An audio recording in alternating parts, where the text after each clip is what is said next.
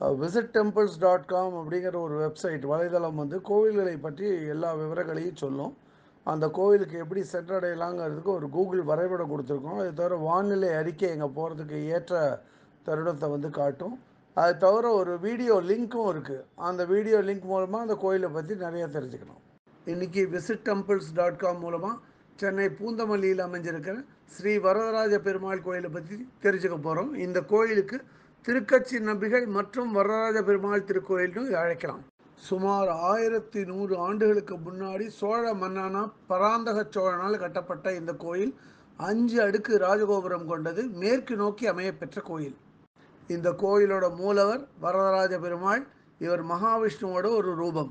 இந்த கோயிலோட மற்றொரு சிறப்பு என்னன்னா, ராமானுஜாச்சாரியாரோட குருவும் அவரோட ஆச்சாரியுமான திருக்கச்சி நம்பி சுவாமிகள் இந்த ஊரில் தான் பிறந்தார்.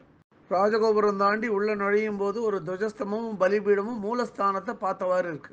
கோயிலுக்குள்ள நுழைஞ்ச உடனே இடதுகை பக்கத்தில் ஒரு பல தூண்கள் கொண்ட ஒரு மண்டபம். அதில் ஸ்ரீனிவாச பெருமாள் வந்து ஒரு சன்னதியில் இருக்கார். ஸ்ரீனிவாச பெருமாள் சன்னதியில் அவருக்கு இடது பக்கமும் வலது பக்கமும் ஸ்ரீதேவி பூதேவி குடிகொண்டிருக்கா. அவள் வந்து கிழக்கு நோக்கி இருக்கா நின்ற கோலத்தில். ஸ்ரீனிவாச பெருமாள் சன்னதிக்கு அடுத்த சன்னதியில் ஆண்டாளும் கிழக்கு நோக்கி நின்ற வண்ணம் காணப்படுறா. அதுக்கு அடுத்து இருக்கிற ஒரு இடத்துல வந்து கோவிலோட வாகனங்கள்லாம் எல்லாம் அடுக்கி வச்சிருக்கா.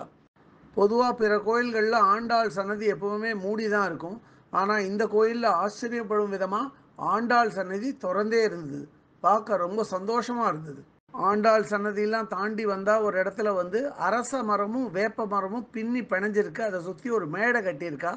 அந்த மேடை மேலே பார்த்தா காளிங்க நர்தன கிருஷ்ணர் இருக்கார். அவர் வந்து அந்த சர்ப்பத்தை கையில் பிடிச்சின்னு ஆடுற மாதிரி காளிங்க நர்தனர் விக்கிரகம் வச்சுருக்கா. அது பக்கத்திலேயே நாகதேவதைகளுக்கும் விக்கிரகங்கள் இருக்குது.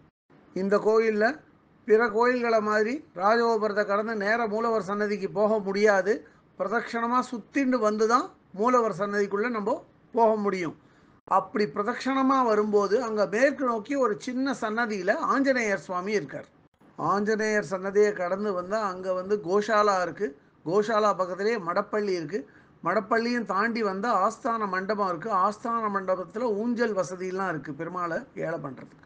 ஆஸ்தான மண்டபத்தை கடந்து போனால் பல தூண்களை கொண்ட ஒரு மண்டபம் இருக்குது. அந்த மண்டபத்தில் தெற்கு நோக்கி திருக்கச்சி நம்பி சுவாமிகள் சன்னதி இருக்குது. இவர் தான் இந்த கோவிலோட ஸ்தலாதிபதி.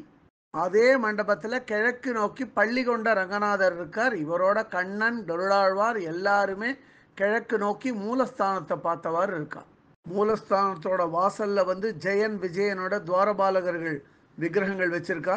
மூலஸ்தானத்தில் வரதராஜ பெருமாள் ஸ்ரீதேவி பூதேவியோட மேற்கு நோக்கி காணப்படுறார். அங்கே உற்சவமூர்த்தி விக்கிரகங்களும் இருக்குது. சுதர்சன சக்கரமும் மூலஸ்தானத்திலே வச்சிருக்கான். அடுத்து சிற்ப வேலைப்பாடுகள் நிறைந்த பல தூண்களை கொண்ட ஒரு மண்டபத்துக்குள்ளே நம்ம போகிறோம். அந்த மண்டபத்தோட ஒவ்வொரு தூண்லையும் தசாவதார விக்கிரகங்களை வந்து அப்படியே செதுக்கி வச்சிருக்கா.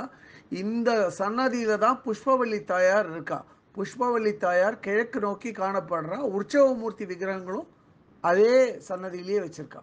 இந்த கோவிலோட மற்றொரு சிறப்பு என்னன்னா, இந்த ஒரே கோயில் உள்ள வரதராஜ பெருமாள், ஸ்ரீனிவாச பெருமாள், பள்ளிகொண்ட ரங்கநாதர் 3 பெருமாளும் ஒரே கோயிலில் காணப்படுறான். இந்த கோயிலில் வந்து புஷ்பபுரி க்ஷேத்திரம்னு சொல்கிறான். அதே மாதிரி இந்த கோயிலோட விமானத்தோட பேர் புண்ணியகோடி விமானம். இந்த கோயிலுக்கு வெளிப்புறமாக கோயிலோட புஷ்கரணி காணப்படுறது. புஷ்கரணியோட பேர் ஸ்வேதவராக புஷ்கரணி. அங்கே கோயிலோட அன்னதான கூடமும் இயங்கி வருது. இந்த கோயிலோட மடப்பள்ளி கைங்கரியம் பண்ணிட்டு வரவா பேர் நந்தகுமார். அவரோட மொபைல் நம்பர் 9116265530. மடப்பள்ளி கைங்கரியம் பண்ணுற மூத்தவரோட பேர் வேதாந்த தேசிகர். இவரோட மொபைல் நம்பர் 7845458582. இந்த பூந்தமல்லி வரதராஜ பெருமாள் கோயிலை பற்றி மேலும் விவரங்கள் தெரிஞ்சுக்கணும் அப்படின்னா www.visittemples.com அப்படிங்கிற வெப்சைட்டில் போனால் அதில் எல்லா விவரங்களும் இருக்கும். பல பாஷைகள்லையும் நம்ம மாற்றி அதை படித்து தெரிஞ்சுக்கலாம். இதுவரை இந்த காணொலியை கண்டும் கேட்டும் மகிழ்ந்த பக்தர்களுக்கு visittemples.com சார்பாக ராகவாச்சாரியின் நன்றிகள்.